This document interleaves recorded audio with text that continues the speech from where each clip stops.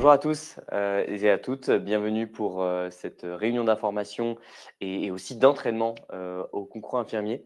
Donc très heureux de vous retrouver aujourd'hui sur ce format live. Moi, je m'appelle Axel, je suis directeur de notre programme sur le secteur du soin chez UPSO.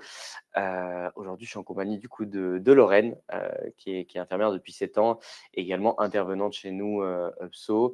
Donc, je la laisserai se présenter aussi dans la seconde partie, quand on démarrera justement cette partie exercice, où aujourd'hui, voilà, on voulait se concentrer, et je pense que beaucoup d'entre vous sont là pour ça aujourd'hui, sur l'épreuve de culture générale, donc l'épreuve plutôt littéraire du concours. Voilà. Et petit disclaimer avant de démarrer, n'hésitez pas voilà, à intervenir en direct sur la messagerie. C'est fait pour ça. Donc voilà. Encore bonjour à tous et je répondrai en direct, bien sûr, à toutes vos remarques, vos questions qui sont toujours très pertinentes sur ces réunions. Donc voilà, le but, c'est que ce soit aussi un format interactif pendant ma présentation de la préparation et d'autant plus sur le travail avec Lorraine pour cette épreuve de culture sanitaire et sociale, culture générale. Donc voilà, le temps que tout le monde nous rejoigne un petit peu, parce que je vois que le nombre de participants grimpe encore un peu. Un petit peu de contexte aujourd'hui. On va donc vous présenter comment on vous aide à bien préparer ce concours d'entrée en école infirmier. Et très rapidement aujourd'hui, on va aller dans le concret. Euh, Lorraine vous proposera voilà, de vous entraîner à cette épreuve de culture générale en live. Voilà, avec bien sûr une correction en direct. Voilà, on ne va pas juste vous envoyer l'exercice et vous laisser vous débrouiller sans feedback, sans évaluation. Voilà. Et cette réunion d'information étant filmée et enregistrée, vous pourrez aussi regarder tranquillement le replay, dont le replay de la correction. Voilà. Plutôt que prendre énormément de notes, ça peut quand même aller assez vite. Je vous invite d'être vraiment en écoute active à fond et le replay sera disponible très rapidement, de toute manière. Voilà. Donc j'ai déjà, avant de démarrer, une première petite question de votre part, Francis Junior, bonjour. Alors, la date de concours, en fait, je vais en parler dans 2 minutes, mais ça varie énormément d'une région à une autre. C'est assez complexe en France, les dates de ce concours d'entrée. J'y reviens dans 2 petites minutes. Alors, un tout petit peu de contexte encore. Qui sommes-nous? Voilà, nous, enchantés, c'est UPSO. On a un organisme de formation, entre guillemets, pas comme les autres, dans le sens où on se spécialise uniquement sur les métiers en tension, c'est-à-dire des métiers qui sont aujourd'hui en urgence de recrutement, faute de main-d'œuvre. Vous aurez, je pense, tous compris aujourd'hui ici que c'est largement le cas du métier d'infirmier depuis très longtemps et que c'est plus que jamais le cas aujourd'hui. Donc voilà, nous, depuis 8 ans, on va vous préparer à des concours, comme le concours infirmier, mais aussi celui de professeur des écoles. Et on propose aussi de nombreuses formations qui sont cette fois diplômantes. Voilà. Pour le concours infirmier, on accompagne chaque année donc, des élèves depuis 2018. Et UPSO, en général, c'est à peu près 2000 apprenants qui sont aidés chaque année pour changer de métier, c'est-à-dire pour évoluer ou pour faire une reconversion professionnelle. Voilà. Et pour les plus curieux d'entre vous qui se posent cette question, qu'est-ce que ça veut dire UPSO? UPSO, ça veut dire s'élever en grec. Voilà. Donc, on aide chacun de nos apprenants à s'élever, autrement dit à se prendre en main son avenir et aller décrocher ce métier qui nous tient à cœur sur du long terme. Voilà. Parfois, il y a une évolution, parfois, il y a une reconversion. Pour prendre l'exemple de vous tous aujourd'hui, eh bien, je sais que certainement une petite moitié d'entre vous sont déjà du secteur du paramédical. Je pense notamment aux aides-soignants en majorité. Mais également, je pense aux profils qui ne sont pas du tout du paramédical et qui viennent faire un changement de vie professionnelle, une reconversion pour avancer là-dessus. Et je viens de voir Marie-Émilie, votre petit commentaire. Bonjour. Alors, si ça ne dérange pas les autres, j'aimerais bien savoir si le problème de son est uniquement peut-être pour vous sur votre appareil ou si c'est le cas aussi chez peut-être d'autres participants. N'hésitez pas à rebondir. Comme ça, on peut tout de suite régler le souci si c'est généralisé. Alors, Francis Junior entend bien. Il peut arriver, Marie-Ménique, parfois, qu'en se déconnectant, en se reconnectant, ça fonctionne. Elodie aussi. Ouais, je pense que c'est juste sur votre appareil, donc désolé. En tout cas, j'enchaîne un petit peu, mais pour vous, madame, si ça persiste, déjà, le replay sera disponible. Et puis normalement, en vous reconnectant, ça va peut-être régler le problème. C'est déjà arrivé auparavant. Pour faire quand même la petite, du coup, la transition sur la présentation, je viens tout de suite à du beaucoup plus, concret. En fait, vous vous en doutez, ce concours d'entrée en IFSI, donc en institut de formation en soins infirmiers, il va nécessiter des connaissances très solides. D'accord? C'est indispensable de bien préparer ce concours et c'est ici qu'on vous accompagne, en fait, de maintenant, c'est-à-dire la genèse, le début de votre projet, jusqu'à l'entrée en école, donc la réussite de votre concours, mais aussi on va aller juste avant l'entrée en école vous aider pour que, tout soit clair, que vous soyez rassurés et que vous ayez une vision, un chemin très clair de comment ça va se passer pour vos 3 années de formation qui vous dirigeront vers le diplôme et le métier d'infirmier directement. Voilà. Et encore désolé Marie-Émilie, je sais que je suis vraiment navré pour vous. Je note votre nom et je vous enverrai de toute façon le replay rapidement. Il n'y a pas de souci.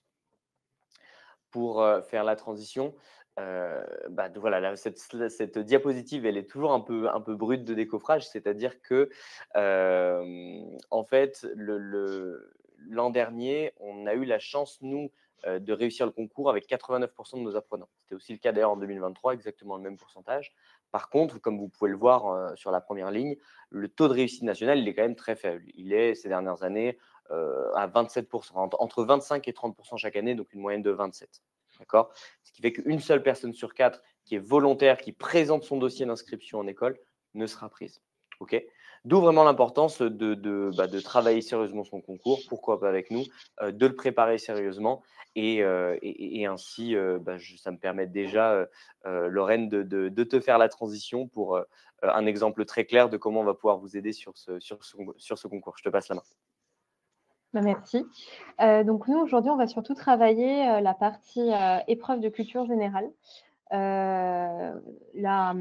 L'épreuve, pour, le concours infirmier se dispose, en 2 grandes parties, une partie écrite et une partie orale et la partie écrite, vous aurez une épreuve de mathématiques et une partie d'épreuve de culture générale.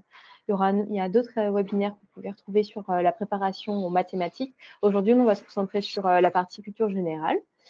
Donc, chacune de ces parties est notée sur 10 points et l'oral est également noté sur, 20 points.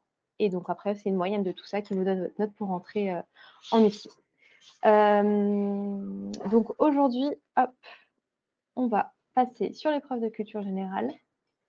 L'idée, c'est vous présenter, le type de questions que vous pourrez avoir, pour l'écrit et vous préparer un petit peu, à comment y répondre. Donc pour ce faire, en fait, on va vous présenter un texte. Normalement, Aurélien va vous mettre, dans le lien, nickel, le texte, du coup, de l'exercice. Généralement, vous aurez donc un texte, lors, de l'épreuve écrite et vous aurez des questions qui se rapportent à ce texte. Sachant que vous aurez une demi-heure du coup pour répondre, pour toute l'épreuve, pour répondre à ces questions. Parfois, c'est 3 questions qui sont du coup un peu plus petites, parfois c'est une seule question un peu plus grande, vous me demande de disserter. Ça dépend, du choix des IFSI. Donc je vous invite à aller cliquer sur le lien qu'Aurélien a mis pour, pouvoir, télécharger, le texte sur lequel on va travailler.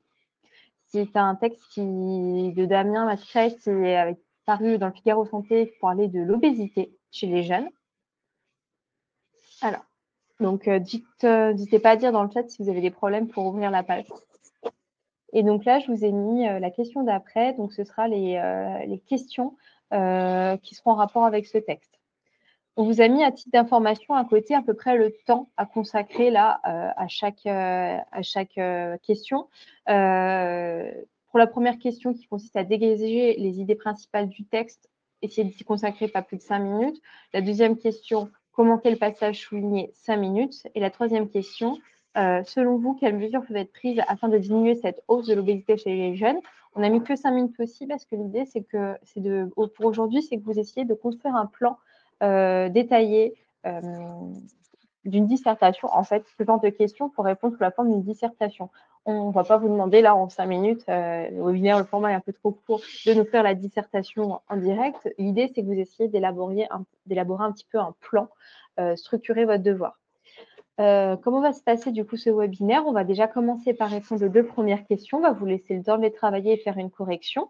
Et en fait, par la suite, on fera un petit focus méthodologique sur comment élaborer une dissertation, les rappels, les attendus d'une dissertation, comment on la structure, comment on rédige une introduction, comment on établit son plan et comment on doit rédiger une conclusion.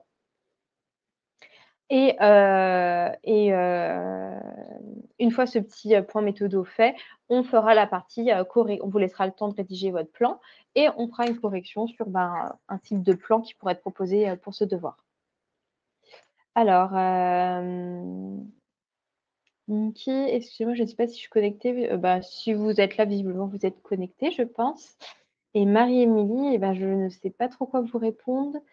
Est-ce que votre micro, est bien branché? Vous aviez des écouteurs ou vous n'aviez pas des écouteurs? Je vous avoue que là, moi, je suis pas la mieux placée pour vous guider, pour vous guider là-dessus. Hop. Donc du coup, faut bien que vous ayez tous accès, à la partie, au texte. Je vous laisse tous aller dessus. Commencez du coup à lire le texte et on vous donne, là pour l'instant, à peu près un peu moins de 5 minutes pour essayer de dégager les idées principales. N'hésitez pas à écrire dans le chat pour vous quelles sont les idées principales de ce texte, à les écrire. Comme ça, on verra un peu si ce que vous avez trouvé correspond aux attendus. Et après, moi, je fais une correction. Je vois qu'il y a des questions concernant la formation. On viendra dessus après l'exercice pour vous donner toutes les informations qui vous manquent. On vous répondra complètement sur ça, comment, si certificats il y a, comment sont fournis, les stages qui peuvent être proposés, etc. Je n'ai pas tout le texte. Le texte, il est dans le lien que Aurélien Dicto a envoyé un peu plus haut dans le chat, normalement. Donc, je vous laisse peut-être 5 minutes. N'hésitez pas à dire dans le chat si vous avez des questions. Prenez le temps de répondre à la première question et puis on revient dessus après. Alors, est-ce que certaines personnes ont commencé à vous répondre aux questions? Est-ce que vous avez bien compris le texte? N'hésitez pas à demander si vous n'avez pas compris la question, vous ne savez pas comment faire. Sachant que voilà, là, le but de l'exercice est vraiment de dégager les idées principales. Aujourd'hui, on ne vous demande pas de rédiger une réponse totalement. Ce qui est important, c'est le jour de l'épreuve. Par contre, il faudra que vos réponses soient tout le temps bien rédigées. Vous ne pouvez pas juste répondre avec des tirets en disant les idées principales sont 2 points à la ligne, tiret. Ça, c'est pas possible. Il faudra que vos réponses elles soient vraiment rédigées. Le but du PSO, justement, quand dans les cours que vous aurez à disposition sur la plateforme et les exercices que vous aurez, on vous apprendra justement à rédiger vos réponses de façon rigoureuse et complète pour l'examen. Je pense qu'on ne va pas tarder. On va y aller. Alors, je vais passer à la correction du coup. Normalement, vous avez tous lu du coup le petit texte. Hop, je passe à la réponse. Pour la question 1. Du coup, il s'agissait de dégager les idées principales du texte. Dans ce texte, on a vraiment 3 grandes idées principales. Ce qui est important, c'est toujours commencer par la plus importante. Et après, vous parlez des idées qui sont développées par la suite. Donc ici, on peut dire que cet article issu, toujours présenté aussi le type de texte qui est présenté. Donc cet article issu de Figaro Santé, rappelez donc d'où vient cet article, met en avant la progression du taux d'obésité chez les jeunes. En 2017, 18% des élèves de 3e étaient en surpoids, donc 5% en situation d'obésité. Donc ça, c'est vraiment l'idée principale du texte. Ensuite, on présente l'idée que c'est plus présent chez les adolescents que chez les adolescentes. C'est la deuxième grande idée du texte. La troisième, que les inégalités sociales, elles jouent un rôle dans cette prise, dans ce surpoids, parce qu'en effet, les enfants d'ouvriers seraient plus touchés par le surpoids et l'obésité que les enfants de cadres. Et on peut aussi mettre l'idée qu'on observe des différences dans les habitudes alimentaires et les activités physiques en fonction, pareil,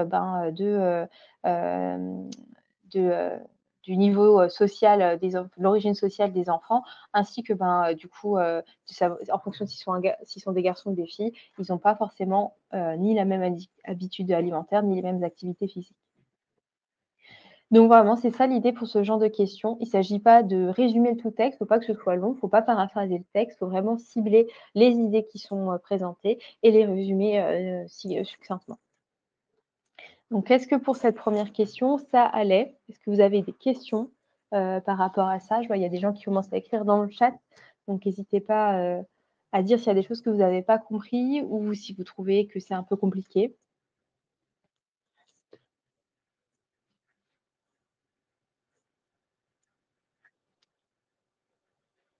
Alors, les réponses, vous aurez tout à la fin. En fait, c'est enregistré cette séance. Donc, vous aurez toutes les réponses, tout le diapo, vous l'aurez à la fin, donc vous aurez tout en détail. Ne vous inquiétez pas. OK. Hop. Alors, on passe à la deuxième question, qui consiste à commenter la phrase soulignée. Donc la phrase soulignée: «Ces évolutions sont marquées par des fortes inégalités sociales», note Nathalie Guignon et ses 2 co-auteurs, Marie-Christine Delmas et Laure Fontenot.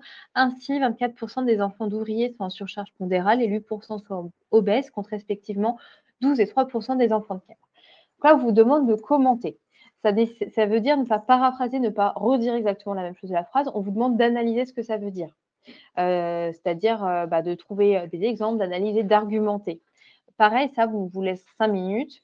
Je vous laisse travailler un petit peu dessus, on fait la correction après. Gardez bien l'idée que le but, en fait, c'est d'essayer d'expliquer cette phrase à quelqu'un qui ne l'aurait pas compris. C'est ça qu'on vous demande.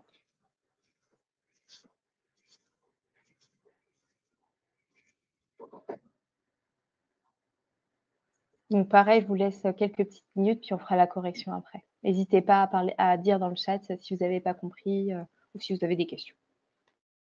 Donc je me suis passée tout doucement. Oui, oui, le replay vous sera envoyé à la fin. Dès que le webinaire est fini, vous y aurez accès, vous inquiétez pas. Donc je commence un petit coup la correction pour cette question. Donc commenter la phrase, soulignée, c'est-à-dire, expliquer en fait cette phrase.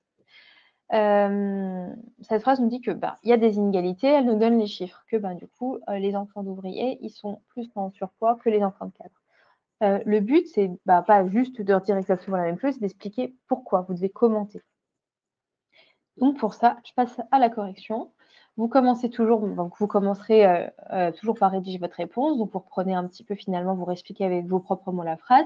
Les inégalités sociales ont un impact significatif sur la santé des jeunes, comme le met en évidence l'étude de Nathalie Guignon, Marie-Christine Delmas et Laure Fontenot. L'obésité affecte particulièrement les enfants issus de milieux favorisés. On a mis les grandes idées derrière, à savoir que l'accès à l'alimentation saine est plus compliqué pour les foyers à faible revenu, les foyers ouvriers, et aussi que l'accès aux activités physiques était plus compliqué pour eux. Il y a une moins bonne possibilité d'avoir accès à des activités extrascolaires qui sont organisées, qui ont un coût, et aussi en ce qui concerne l'accès à ces activités. Je peux vous donner un exemple de réponse qu'on pourrait rédiger de façon un peu plus complète pour cette réponse. Les inégalités sociales ont un impact significatif sur la santé des jeunes, comme le met en évidence cette étude. L'obésité affecte particulièrement les enfants issus de milieux défavorisés, notamment ceux dont les parents sont ouvriers, chez qui les problèmes de surpoids et d'obésité sont 2 fois plus répandus que chez les enfants de cadre. Plusieurs facteurs expliquent cette disparité. Donc c'est là que vous devez commenter, expliquer. Premièrement, l'alimentation. Les familles à faible revenu ont souvent un accès restreint à des aliments sains, généralement plus coûteux que les produits transformés riches en sucre et en graisse. De plus, les habitudes alimentaires varient. Les filles sautent plus souvent les petits déjeuners, les enfants d'ouvriers fréquentent moins souvent la cantine où les repas équilibrés sont servis. Oui, exactement. En fait, l'idée de commenter, vous utilisez en fait, là, on vous demande de commenter cette phrase où on vous dit qu'il existe des inégalités.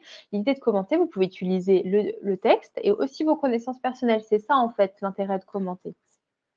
Même si la question concerne la phrase soulignée, où il faut l'expliquer, vous devez utiliser l'ensemble du texte et vos connaissances personnelles pour étayer ça. Par exemple, de savoir, par exemple, que les produits industriels sont plus riches en sucre, en graisse et qui sont moins bons à la santé, c'est pas forcément dit dans le texte, ça peut être vos connaissances personnelles.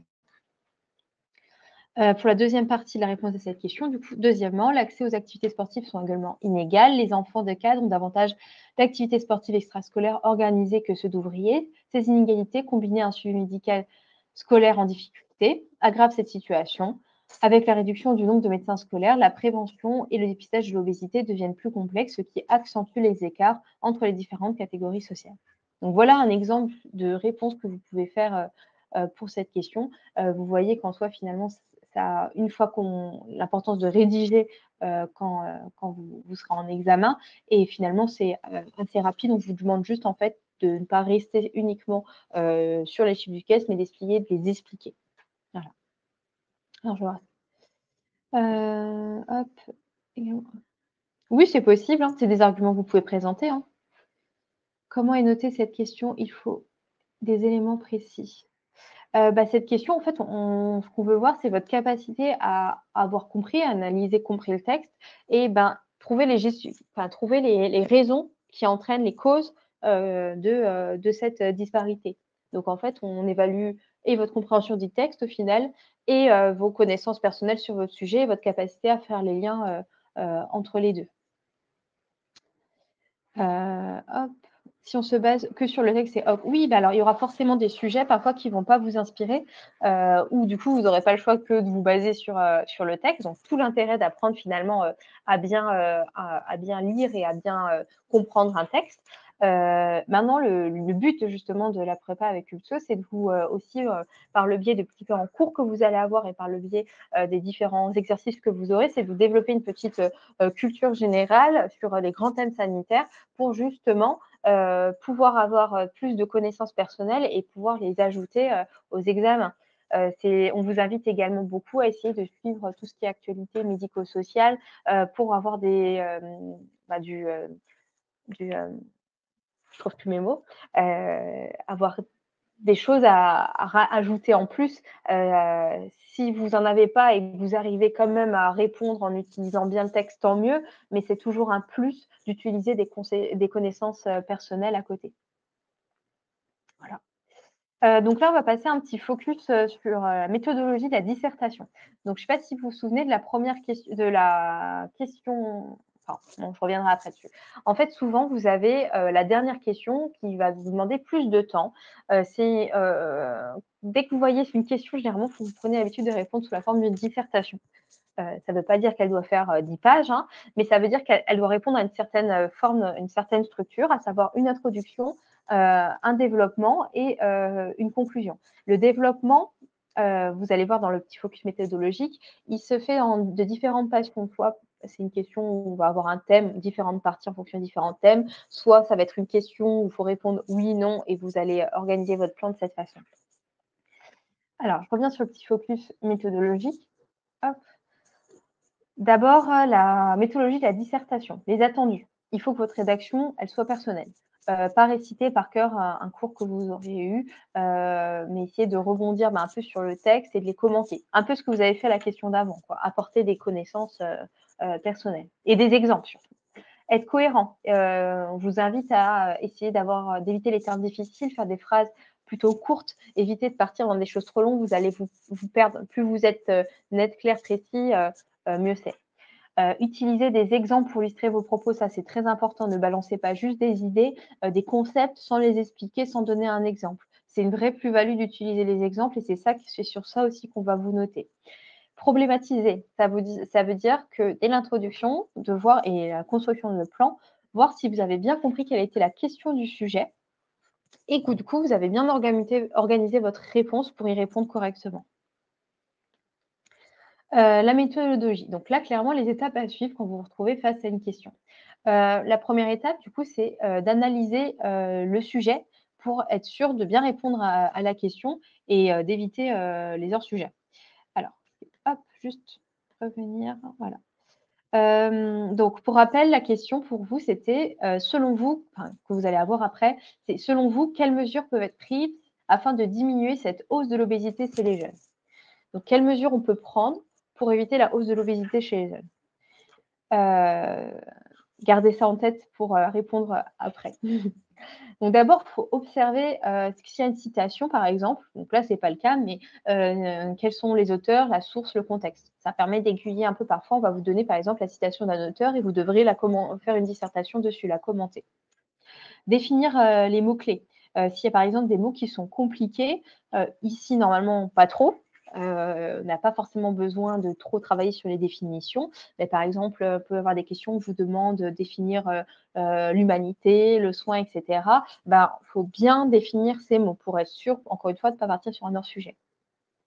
Analyser la forme de la citation. Là, est-ce que c'est une question? Est-ce que c'est une affirmation? La question posée, est-ce qu'on vous dit, est-ce que c'est une affirmation et que du coup, il faut que vous travailliez votre texte dans ce sens en comment dire, en allant dans le sens de cette affirmation, en donnant tous les arguments qui sont en faveur de cette affirmation, ou au contraire, est-ce que c'est une question et dans ce cas-là, il faudra répondre peut-être dans une première partie, oui, je suis d'accord, et dans une deuxième partie, il y a des limites où je suis pas d'accord, où on n'est pas d'accord. Donc voilà, essayer de vraiment voir si c'est vraiment de développer sur un thème ou au contraire s'il faut développer le thème et son contraire.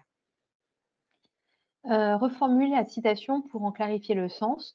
Donc ça, c'est important. Faut pas que faut vous essayer de ne pas reposer la question, redire la question dans votre dissertation exactement de la même façon qu'elle est énoncée dans la question.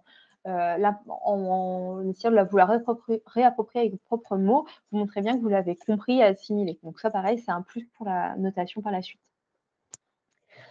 Donc, les étapes, deuxième étape, rechercher les idées, des exemples, création de la problématique. L'idée là, c'est vraiment de sortir un brouillon et de noter, toutes les idées au brouillon qui vous viennent quand vous avez ce thème. Notez vos pensées, notez les exemples, essayez d'associer les idées. N'hésitez pas au brouillon à prendre des stabilos, des stylos 4 couleurs pour essayer de faire des liens entre les idées qui se rassemblent. Si par exemple là, il y a, différentes idées qui vous viennent en ce qui concerne l'alimentation, différentes idées qui vous viennent en ce qui concerne l'activité sportive, différentes idées qui vous viennent en ce qui concerne le financement, par exemple, le manque d'argent pour certains foyers, et cetera. Et du coup, à la fin, on formule la problématique, on crée une question centrale ou la thèse, à défendre. La construction du plan détaillé. Donc, il faut trouver vraiment un plan type qui est adapté au sujet. Donc, ce que je vous disais, c'est, est-ce qu'on va, juste défendre une seule idée? Est-ce que ça va être, oui dans une première partie, mais dans la deuxième?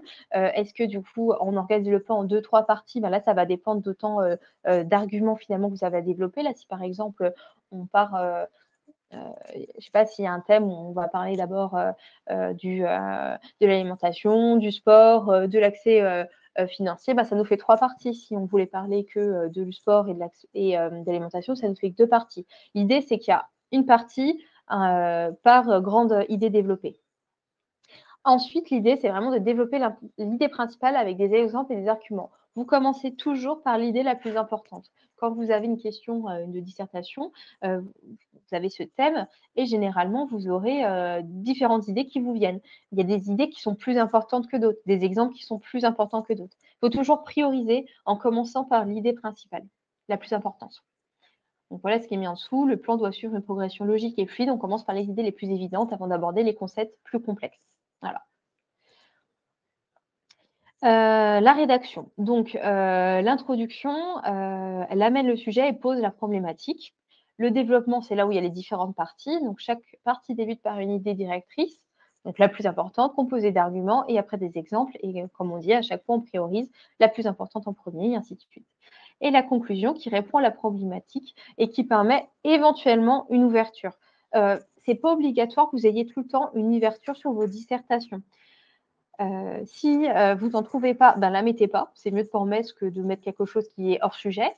Certains devoirs, certaines dissertations, certaines questions n'amènent pas la possibilité d'ouverture. Donc voilà, vous fixez pas là-dessus, c'est pas forcément impératif, obligatoire, quoi. Je reviens juste un petit coup en avant. L'introduction, vous aurez plus d'informations dessus dans les cours qui sont donnés par UXO. Ce qui est important, c'est d'avoir, elle sert donc à amener le sujet et poser la problématique.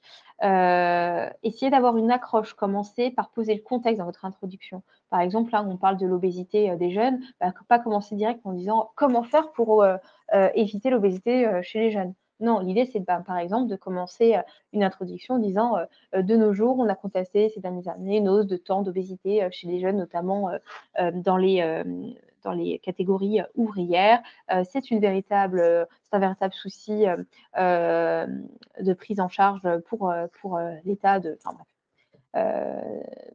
Prise en charge de santé publique, que peuvent-vous nous faire? Nous verrons dans un premier temps ce que nous pouvons faire en termes d'alimentation, puis en termes de ceci, etc. Donc voilà l'idée que j'ai dit quand il faut mettre une accroche, pas balancer directement la question en premier. Vous mettez un contexte, une accroche, vous énoncez la problématique, vous présentez un petit peu votre plan. On va d'abord parler de ci, puis de ça. Et après, donc là, ça construit votre introduction et après, vous pouvez passer au développement. Je rappelle aussi un point, c'est pas parce qu'on vous demande votre opinion qu'il faut que vous répondiez en disant «je» dans une dissertation. On dit: «Selon vous, quelles sont, les possibilités, pour réduire l'obésité?» Dites pas: «Moi, je pense qu'il faut faire ci, je pense qu'il faut faire ça, ensuite il faudrait faire ci». Une dissertation, c'est un travail, on vous demande d'analyser, de commenter, de montrer un travail de réflexion, mais il faut pas répondre à la première personne.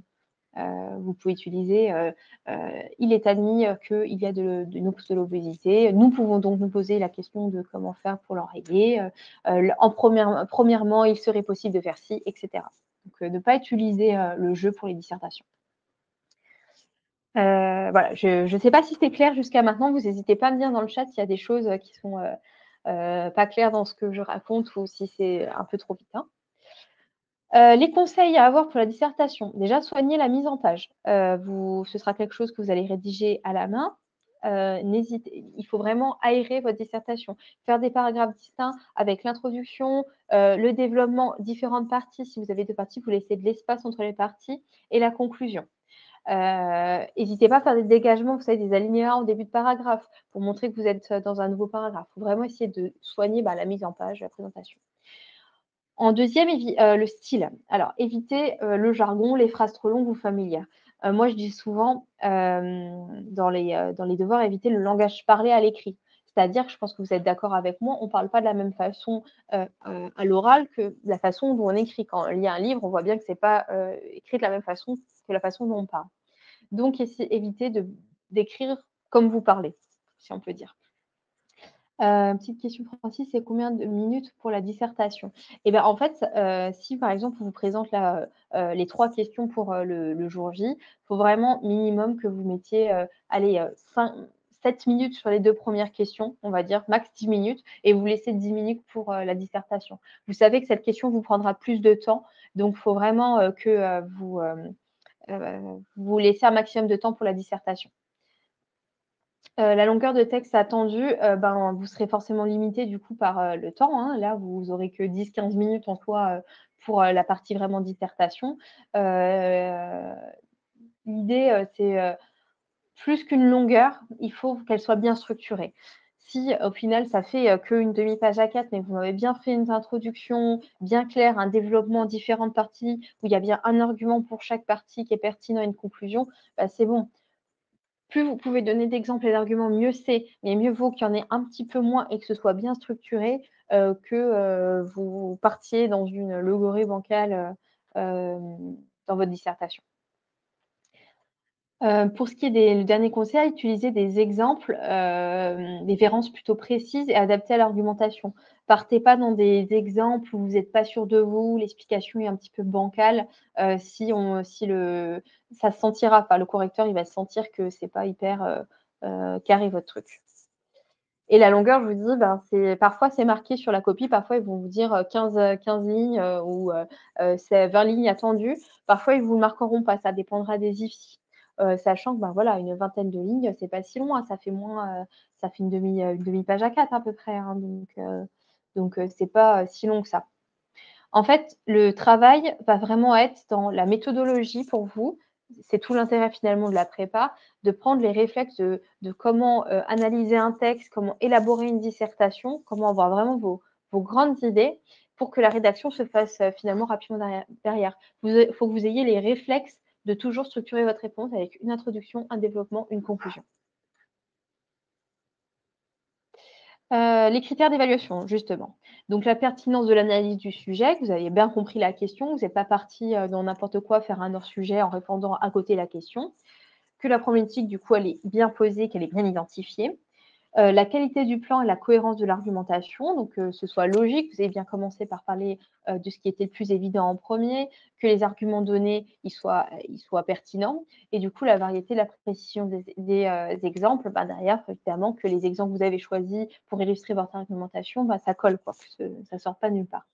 Et enfin la syntaxe et l'expression, donc encore une fois, essayez, de vous entraîner à, éviter les fautes d'orthographe. Éviter, les phrases, comme je vous disais tout à l'heure, le langage trop familier parlé, tout ça, ça pourra vous coûter des points. Hop, Voilà, donc là, on va repasser. Donc, on a fini un peu sur le petit focus sur la méthodologie. On va revenir à l'exercice en lui-même. Donc là, selon vous, quelles mesures peuvent être prises afin de diminuer cette hausse de l'obésité chez les jeunes? Donc, on en a déjà un petit peu parlé. Là, l'idée, c'est que vous essayez de me faire un petit plan. Qu'est-ce que vous mettriez en première partie, en deuxième partie, en troisième partie? Et essayez au brouillon de dire quels arguments vous donneriez, quels exemples vous donneriez pour chaque partie pour illustrer ce plan, quoi. Voilà. Je vous laisse, on en a déjà pas mal parlé pendant la présentation, je vous laisse 2-3 minutes seulement et puis on fait la correction. N'hésitez pas entre-temps à dire dans les questions, dans le chat si vous avez des. Donc du coup, je vois Miki sensibiliser les jeunes défavorisés sur l'alimentation saine. Oui, donc ça, c'est une grande idée. Et du coup, derrière, il faut que vous mettiez des exemples, des arguments, des idées de comment on sensibilise les jeunes. Qu'est-ce qu'on peut proposer? Voilà, l'idée, c'est vraiment ça. Vous avez un concept, sensibiliser les jeunes, et après, concrètement, quelle est la mise en pratique? Donner des exemples. C'est ça qu'on attend dans une dissertation.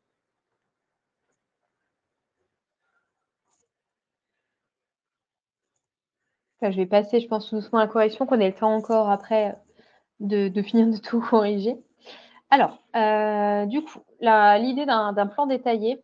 Alors, Francis, aider les familles d'ouvriers avec des aliments sains, prioriser la pratique du sport. Oui, exactement. Donc ça, c'est des bonnes idées aussi. Mais du coup, l'intérêt, là, c'est de vous montrer comment organiser ces idées. Donc, par exemple, dans une première partie, quand on dit comment on fait pour lutter contre l'obésité, la première chose qui vient à l'esprit, c'est « Ah bah, faut mieux manger ». Donc, c'est l'idée principale. Donc, on partira sur l'éducation alimentaire en premier. Dans les idées qu'on peut mettre en place pour permettre une meilleure éducation alimentaire, il y a l'importance d'une alimentation équilibrée. Donc, limiter les mauvaises habitudes alimentaires. Par exemple, rappeler que les produits transformés sont mauvais pour la santé, il faut éviter les produits riches en sucre, en gras, etc. En sous-partie, en deuxième argument, la prise de repas réguliers, insister sur l'importance du petit déjeuner. On a vu dans le texte que les filles, souvent, ne prenaient pas le petit déjeuner. Proposer des repas plus équilibrés à l'école. Il y a des écoles primaires qui ont proposé en France les dernières années de proposer des petits déjeuners équilibrés à l'école dans les quartiers défavorisés pour en fait les éduquer à une bonne alimentation. Donc, on leur proposait des yaourts nature, des fruits, des compotes, enfin des choses pour leur montrer ce qu'on pouvait prendre le matin, même des œufs, enfin des aliments plus sains que des céréales transformées hyper sucrées, par exemple. Aider la jeunesse à comprendre les conséquences de l'obésité et comment manger sainement. Oui, oui. Tout ça, c'est des bonnes idées, c'est des bons concepts, il faut les garder en tête et après, vous réfléchissez à comment on les met en place. En dernière sous-catégorie pour l'éducation alimentaire, on a mis l'accès à la cantine scolaire. Donc, favoriser l'accès à la cantine avec des tarifs adaptés pour les familles en difficulté. On a vu aussi dans le texte que finalement, les enfants de familles à plus faible revenu n'allaient pas à la cantine parce que ça avait un certain coût et que certaines familles ne pouvaient pas se le payer. Donc, ils rentraient et puis ils mangeaient un peu n'importe quoi à la maison. Donc, voilà ça pour la première partie. Pour la deuxième, quand on vous parle spontanément de ce qu'on peut faire pour lutter contre l'obésité, on pense au sport. Et qu'est-ce qu'on peut mettre en place? En première partie, on a mis la pratique d'une activité physique encadrée. Travailler sur le coût des licences qui sont parfois trop élevées et qui fait que certaines familles ne peuvent pas y avoir accès. Aménager le temps de sport à la fin des cours. Ça, c'est surtout un problème en zone rurale où faut aller depuis l'école jusqu'à l'activité sportive. C'est un peu compliqué. Les parents, s'ils travaillent, ils ne peuvent pas emmener l'enfant. Donc, l'aménager juste après l'heure de cours, c'est quelque chose qui permet l'école emmène les enfants de cette activité et ils peuvent faire le sport directement derrière. Adapter le mode de paiement des cotisations sportives. On peut mettre en place, par exemple, les chèques culture qui sont donnés pour certaines personnes touchent des chèques culture et donc permettre de payer avec ces chèques parce que les chèques culture, du coup, sont payés en partie par l'employeur et c'est de l'argent en moins qu'ont à verser les familles. Et dernière idée, donc sur le thème de l'activité physique, augmenter le temps consacré au sport sur le temps de cours.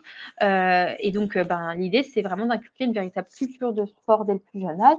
C'est ce qui fait dans certains pays où, par exemple, je prends l'exemple de l'Allemagne, où les cours ne font que jusqu'à une certaine heure et l'après-midi, ils ont le sport. Et donc, ils pratiquent beaucoup plus de sport finalement que nous. Et ça se passe aussi dans les pays asiatiques. Je pense notamment en Chine, où le matin, la journée commence obligatoirement par une séance de gym, de séance de sport, gym, pour tout le monde, y compris pour les professeurs. Donc, c'est ça qu'on dit quand on met en place une véritable culture du sport.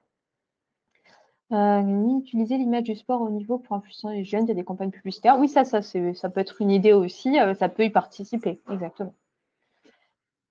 Un dernier point là de notre plan qu'on aurait pu faire, on a mis le suivi médical, par les équipes médicales et paramédicales.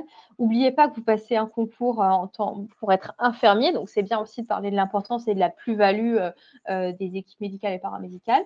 Donc, dans cette idée, ce qu'on pourrait faire, renforcer les équipes médicales et paramédicales. Ça permet de permettre des actions coordonnées et de mieux suivre les élèves. C'est quelque chose qui est connu, qu'il y a de moins en moins de médecins scolaires et de moins en moins d'infirmières scolaires. Il y a de plus en plus d'établissements qui n'en ont pas ou alors qui l'ont à temps partiel. Donc, elles ne sont pas présentes, donc elles ne peuvent pas mettre en place des projets. Elles ne peuvent pas justement, comme tu proposais, mettre des pubs ou faire des campagnes d'information sur l'alimentation, etc. Tout ça, c'est mis en place par des infirmières scolaires. Si elles ne sont plus là, c'est plus fait. Et aussi, toujours, s'il y a plus de personnel, ça permettrait de mettre en place des dépistages précoces, des troubles alimentaires. Il y a chaque enfant devrait voir l'infirmière ou le médecin scolaire une fois par mois, ce qui permettrait aussi de voir, s'ils ont des problèmes de santé et puis, les aiguiller vers des professionnels, pour avoir un meilleur suivi. Voilà. Donc du coup, voilà l'idée, une grande idée d'un plan, qu'on peut faire pour, cette dissertation. J'espère que ça vous a apporté, heu, des nouvelles informations et puis, du coup, je vais rendre la main pour la suite de la présentation. J'espère que ça vous aura apporté, des bonnes infos. Merci beaucoup Lorraine, trop bien, comme d'habitude. Je pense qu'elle vous a bien fait travailler et ça vous donne un bon petit avant-goût là de ce qui vous attend pour la suite du projet, certainement. Je me permets une petite parenthèse avant de reprendre les diapositives. J'ai vu qu'il y avait aussi pas mal de questions, enfin 2-3 questions auxquelles j'ai pas pu répondre en début de réunion tous ensemble. Déjà Francis Junior, j'avais pas répondu à votre question sur la date du concours. En fait, les dates du concours varient d'une région à une autre. D'accord. Vous avez les premiers concours, par exemple, avec des épreuves en Île-de-France, en Normandie, qui vont démarrer dès le mois de décembre, dans 3 mois, donc c'est extrêmement court. Comme vous avez l'autre extrême en région lyonnaise ou en Provence-Alpes-Côte d'Azur, donc Marseille, Nice, etc., des concours qui peuvent aller jusqu'au mois d'avril en démarrage. D'accord? Donc c'est très, très différent et voilà, plutôt que vous faire la liste de chacune des 14 grandes régions aujourd'hui, en comptant les départements d'outre-mer, en fait, ça, c'est un élément clairement dont on parlera au téléphone, dont vous parlerez au téléphone personnellement avec moi ou bien, un de mes 3 collaborateurs qui sont aussi sur les admissions, pour ce concours. Ce sera beaucoup plus simple pour vous, vous aurez le cas et on vous guidera, voilà, sur quand s'inscrire, quand seront les épreuves et quand seront les résultats. Sachez simplement que si vous êtes là aujourd'hui, et ça c'est valable pour tout le monde, c'est certainement que vous voulez passer le concours là dans les prochains mois et donc votre rentrée en école sera prévue, ça dans tous les cas, en septembre 2026. Ça, c'est la seule date que je peux vous donner, pour sûr aujourd'hui. Ensuite, j'avais eu aussi une question en début d'échange. La formation que propose UPSO donne-t-elle un certificat de formation initiale comme le demandent la plupart des IFSI, donc des écoles, lors de l'inscription? Dans le cas d'une reconversion. En fait, oui, UPSO va toujours délivrer, une attestation, donc un certificat de scolarité à tous les élèves. C'est très important et ça peut servir dans plein de démarches comme celle-là que vous me demandez. Donc voilà, c'était pour aussi revenir là-dessus. Et puis je vais relire vos, et puis Marie-Rose, là, je vois votre question il y a 1 minute.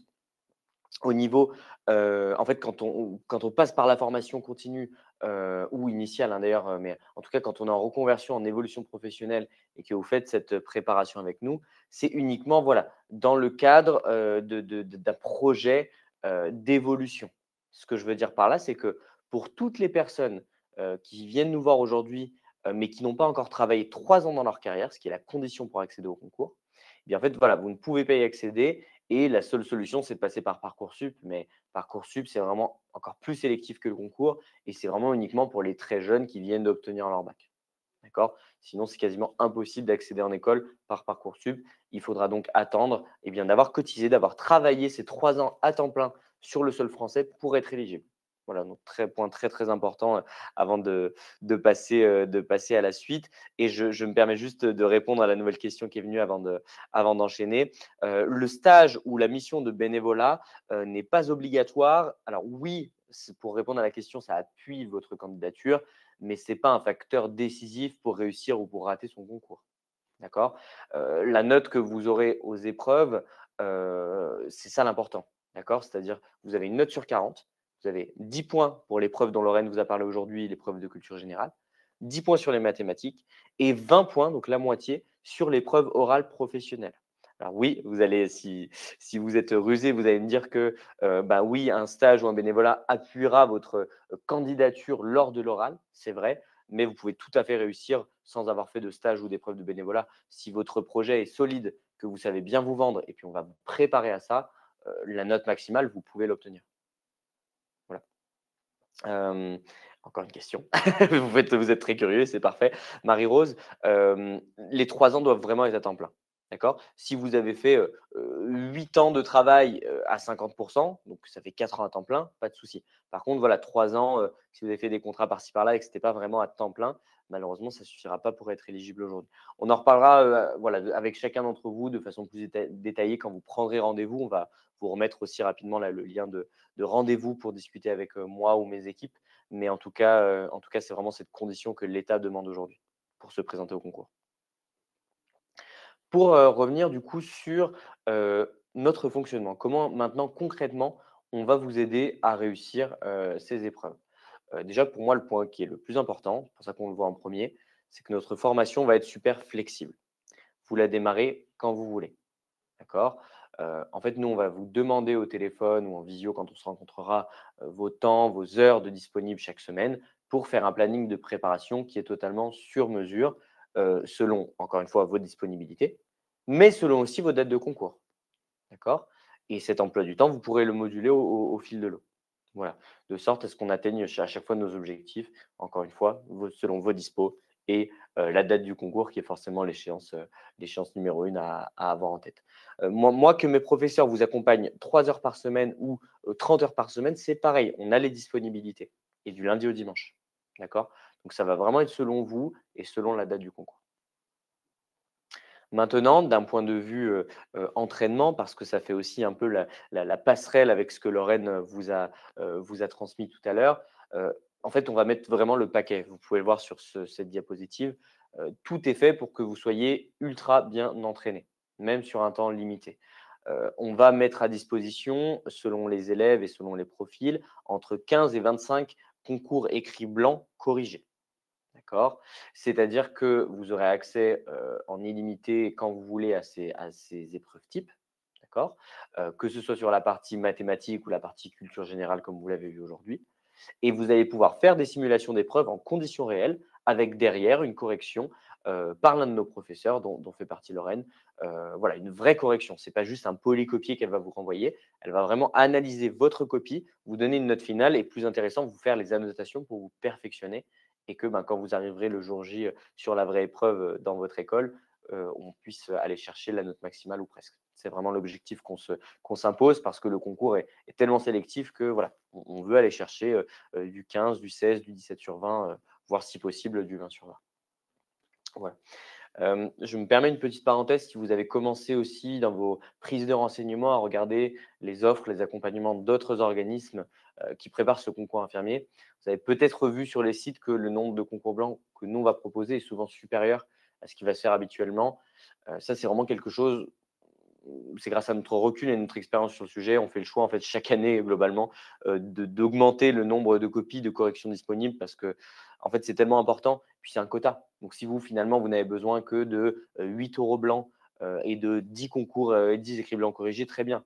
Mais en fait on ne veut pas vous caper alors que nous on a la possibilité de vous transmettre ces informations, ces corrections de façon très, voilà, très importante. Donc on met le paquet et après on fait un suivi individualisé.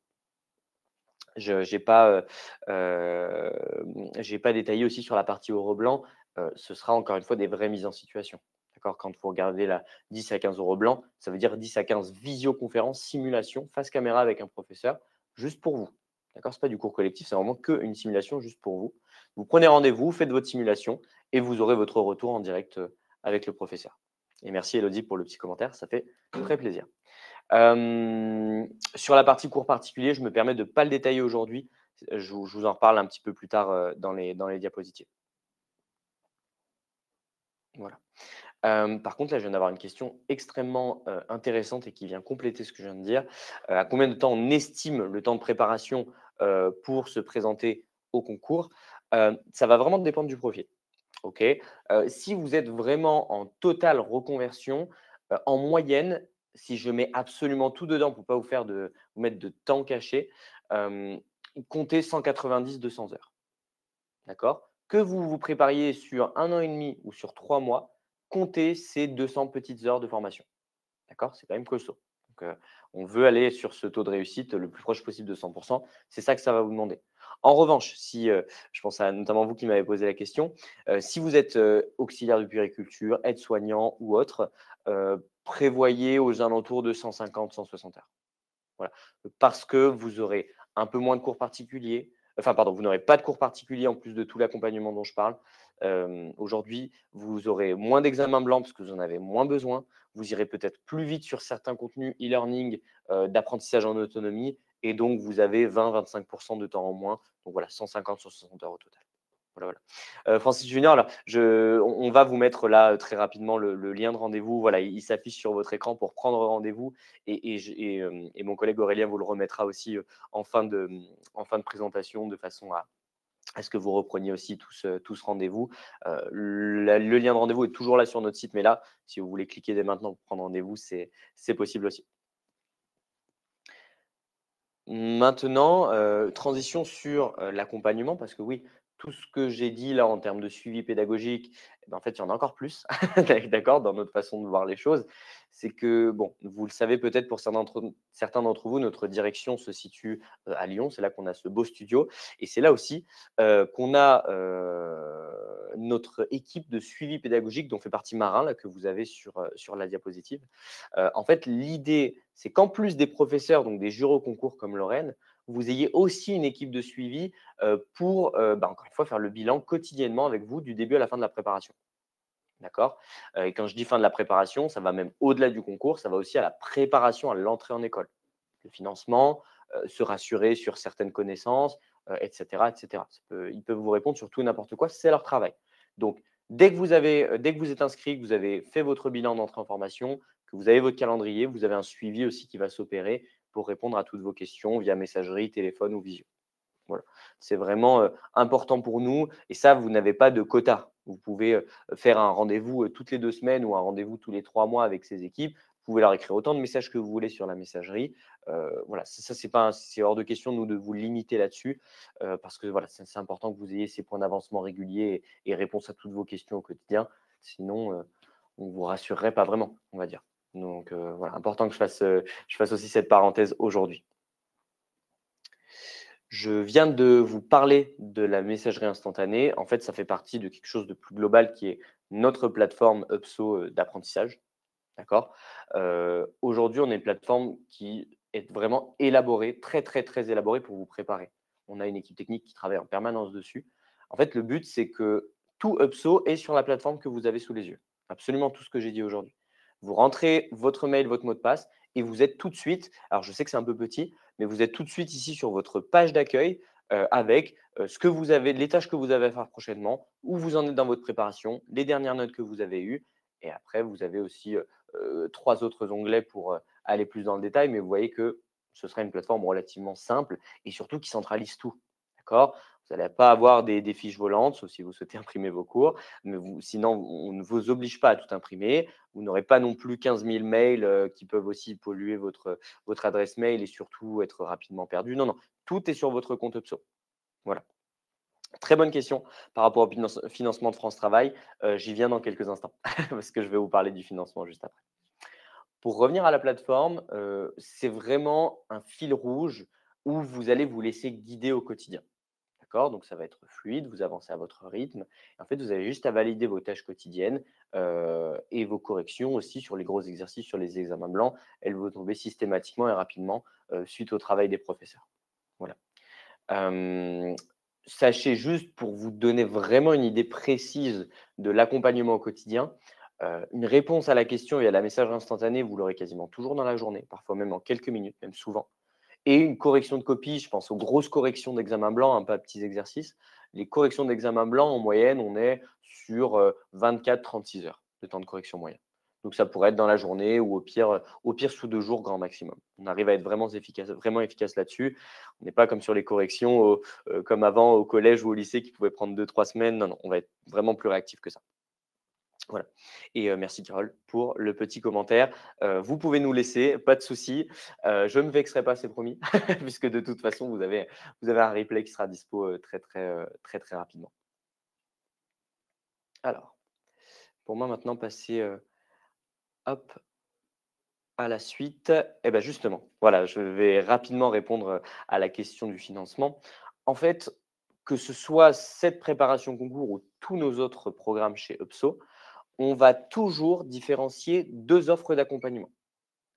La première, donc pour ce concours, elle est à 1 400 € et la seconde qui est à 1 700 € qu'on appelle le suivi renforcé. Alors pourquoi est-ce qu'on a 2 offres et pas une seule ou pas 15? Je vais vous le dire tout de suite.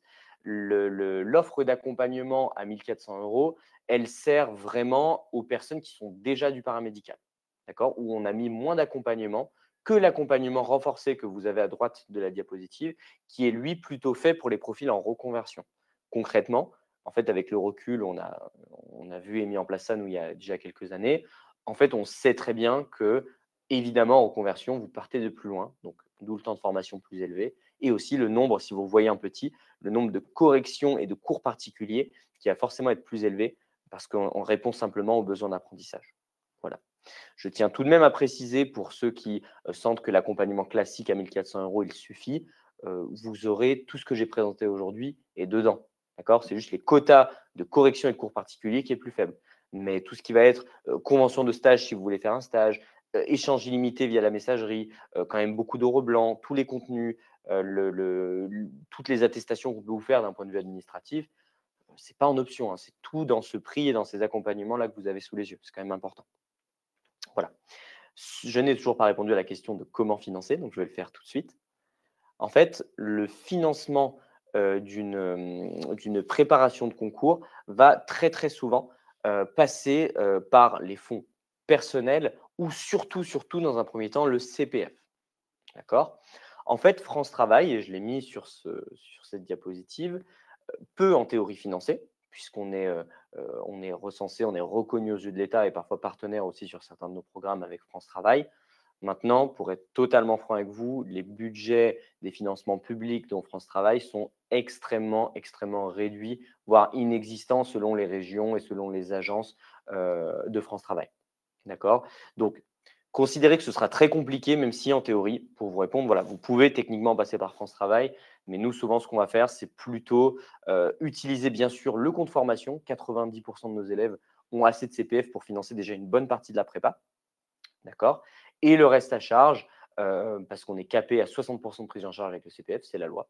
60% CPF et les 40% qui restent avec vos fonds propres. Et ça, on peut le mensualiser en une à 10 fois ou en 1 à 24 fois selon le montant de reste à charge. Voilà, il n'y aura pas de frais et on trouve une solution qui ne vous mettra pas dans le rouge au niveau du budget. Ça, c'est une certitude. Voilà. J'espère avoir répondu à la question sur le financement. S'il y a besoin de clarifier, je pourrais le faire également. Maintenant, cette petite diapositive très rapidement, juste pour vous dire que alors Lorraine et moi, on vous a bien parlé on va dire du contexte et même de façon détaillée de ce qui va vous attendre. Maintenant, les personnes qui parlent mieux que nous encore de cette préparation, c'est les personnes qui l'ont fait à 100 %, donc nos anciens élèves. N'hésitez pas à aller voir les avis sur les sites externes, hein, parce que sur notre site, c'est de la triche, mais plutôt sur des sites comme Trustpilot et autres, ou Google, etc. Voilà, pour voir ce que les anciens élèves disent de notre préparation. Je pense que c'est très important. Juste avant cette dernière diapositive, je réponds aux questions qui sont arrivées. Donc, merci à vous pour la question, Pascal. Non, pas forcément. Vous pouvez, je vous invite même à démarrer la préparation avant de vous inscrire dans une école parce que les inscriptions se font en général peu de temps, 4 à 6 semaines en moyenne, avant le concours, ce qui vous laisserait trop peu de temps pour vous préparer. Donc il faut vous inscrire en prépa, je le sais, avant d'avoir vos dates. Ça donne parfois un peu d'incertitude, mais j'ai envie de vous dire, vous n'avez pas le choix parce que sinon, voilà, vous n'aurez pas assez de temps pour vous préparer. Je ne peux pas vous demander de travailler 60 heures par semaine sur votre prépa. On a le quotidien pro et perso en parallèle. Donc, non, non, il faut bien vous inscrire en préparation, en amont. En fait, sur cette période de l'année, c'est très simple. Il faut vous inscrire dès que vous êtes décidé, avant ou après avoir discuté avec moi ou mes collègues au téléphone. Dès que vous êtes sûr à 100% du projet, il faut vous inscrire en prépa. Parce que votre concours soit dans 3 mois, je pense aux Franciliens, donc aux Parisiens ou aux Normands, ou qu'il soit dans 6 mois, là je pense plutôt aux Lyonnais, aux Marseillais, ou quelque part entre les deux pour le reste de la France, c'est un temps quand même assez court pour vous préparer. D'accord? Donc vraiment, si vous avez des questions, bien sûr, on en discute au téléphone, mais quand vous êtes sûr de vous, que le timing est validé, que le financement le permet, lancez-vous dans ce projet si vous voulez que ce soit pour cette année et non pas attendre septembre 2027 pour rentrer en IFSI, ce qui nous fait quand même 2 ans d'attente. Voilà. Élodie, je viens de voir aussi votre question. En fait, alors, quand vous dites le compte formation, je ne sais pas si vous parlez du coup du CPF ou de votre compte UPSO. Je ne suis pas sûr de comprendre la question, donc je vais répondre aux deux niveaux. Le CPF, c'est votre compte à vous, compte personnel de formation. Vous pouvez utiliser vos droits n'importe quand et pour n'importe quel type de projet, du moment que c'est un projet sérieux de formation, dont c'est notre cas, on va être recensé sur le CPF et on fera un dossier pour vous inscrire et pour utiliser vos droits. Si vous me parlez, quand vous dites compte formation, du compte UPSO, en fait, le compte UPSO, il est disponible en illimité du jour de votre inscription si vous vous inscrivez pour cette année, jusqu'au 30 juin 2026. D'accord? Encore une fois, le temps de faire le concours, obtenir les résultats et aussi qu'on vous aide pour l'entrée en école, d'un point de vue pédagogique et d'un point de vue financement des 3 ans. Parce que si vous payez 3 ans de votre poche vous-même, ça va vous coûter entre 10 et 25 000 euros, ce qui n'est pas souhaitable. Il y a des aides pour ça et on va vous conseiller là-dessus. Voilà. Merci Elodie d'avoir clarifié. Vous parlez du compte UPSO, mais je pense avoir clarifié. Du coup, parfait. Et vous qui êtes à Nice, le concours selon les écoles, mais normalement, il est plutôt en mars, le concours pour vous. Voilà. Bon, en tout cas, beaucoup de questions intéressantes. Je vous remercie. On va continuer à voir ça ensemble en direct au téléphone ou en visio. D'accord? Aujourd'hui, vous avez mes collègues Eric, Laura, moi-même et aussi une toute nouvelle qu'on a accueillie dans l'équipe qui s'appelle Camille, qui n'apparaît pas sur cette diapositive, mais qui s'occupe des admissions à ce concours. Donc voilà, ce sera un de nous 4 que vous aurez au téléphone pour échanger sur votre projet. On vous a remis là un petit lien de rendez-vous, donc je vous invite à tout de suite prendre rendez-vous, comme ça c'est fait. Et comme dit l'expression, vous battez le fer pendant qu'il est chaud. Voilà, surtout que le concours se rapproche à grands pas. Donc je vous laisse vous occuper de ça et je pense qu'on va conclure pour aujourd'hui. On a déjà vu pas mal de choses. Je pense que vous avez un bon aperçu de ce qui vous attend pour passer et j'espère réussir ce concours infirmier.